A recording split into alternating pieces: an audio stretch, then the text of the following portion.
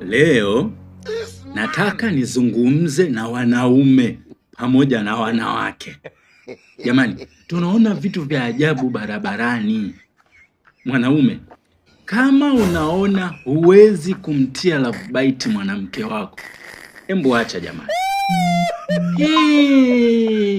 Tunaona vitu vya ajabu. Unakutana na mdada barabarani, shingo humu limekuwa jeusi. Yaani unaweza ukasema huyu katambiliwa na Nairobi Fly au kaliwa na zombi. Hasa wanawake weupe.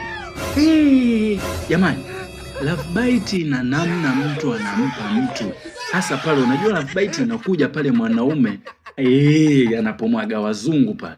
Yaani kale ka feeling kanakuja. Unajua hii ngozi kwa wanawake, hii ngozi ni laini sana. Kwa hiyo ukiuma tu hivi, yaani inakuwa ni simple. Kama wao vile wanapotuma salamu.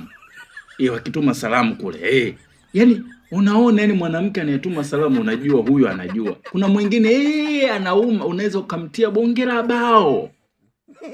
Kwa hiyo kama unaona mwanaume wako, wewe mwanamke, kama unaona mwanaume wako hawezi kukutia love bite, dadangu, utakuja kuuliwa ndani na we mwenyewe upo. Hivyo tu.